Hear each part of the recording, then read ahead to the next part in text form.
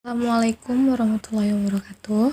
Saya Amelia Oktaviana. Di sini saya akan menjelaskan tentang sistem pencernaan dan metabolisme tubuh. Sistem pencernaan terdiri dari mulut dan lidah. Mulut merupakan organ pencernaan yang pertama bertugas dalam proses pencernaan makanan. Fungsi utama mulut adalah untuk menghancurkan makanan sehingga ukurannya cukup kecil untuk dapat ditelan ke dalam perut. Mulut dapat menghaluskan makanan karena di dalam mulut terdapat gigi dan lidah. Gigi berfungsi menghancurkan makanan, sedangkan lidah membolak-balikan makanan sehingga semua makanan dihancurkan secara merata. Yang kedua adalah gigi. Jenis-jenis gigi yaitu gigi seri, gigi geraham depan, gigi taring, dan gigi geraham belakang. Anatomi gigi terdiri dari mahkota, akar, email, dentin, dan sementum. Yang ketiga yaitu kerongkongan. Setelah dikunyah di mulut, makanan ditelan agar masuk ke dalam lambung melalui suatu saluran yang disebut dengan kerongkongan. Kerongkongan atau esofagus berfungsi menyalurkan makanan dari mulut ke lambung.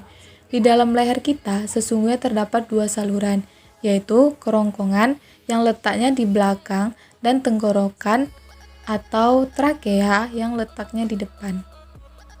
Yang keempat adalah lambung. Lambung merupakan alat pencernaan yang berbentuk kantung. Dinding lambung tersusun dari otot-otot yang memanjang, melingkar, dan menyerong. Hal ini memungkinkan makanan yang masuk ke dalam lambung dibolak-balik dan diremas lagi sehingga menjadi lebih halus. Makanan yang dikunyah di mulut belumlah cukup halus. Oleh karena itu, perlu dihaluskan lagi di lambung agar lambung tidak bekerja terlalu berat sehingga kita mengunyah makanan sampai halus benar sebelum menelannya. Yang kelima adalah usus halus. Lambung melepaskan makanan ke dalam usus 12 jari yang merupakan bagian pertama dari usus halus. Makanan masuk ke dalam usus 12 jari melalui sphincter pylorus dalam jumlah yang bisa dicerna oleh usus halus. Yang keenam adalah pankreas. Pankreas merupakan suatu organ yang terdiri dari dua jaringan dasar. Yang pertama, acini, menghasilkan enzim-enzim pencernaan.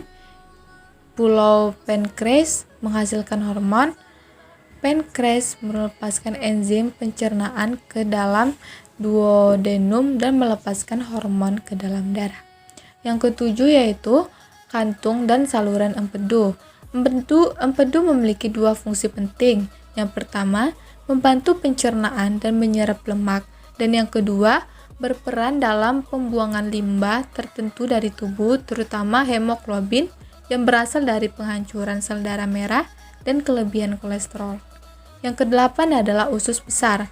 Usus besar terdiri dari kolon ascendens kanan, kolon transversum, kolon descendens kiri, dan kolon sigmoid atau berhubungan dengan rektum. Yang kesembilan adalah rektum dan anus.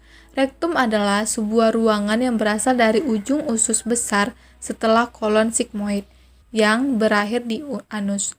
Biasanya rektum ini kosong karena tinja disimpan di tempat yang lebih tinggi, yaitu pada kolon descendens. Jika kolon descendens penuh, tinja masuk ke dalam rektum, maka terjadilah keinginan untuk membuang air besar.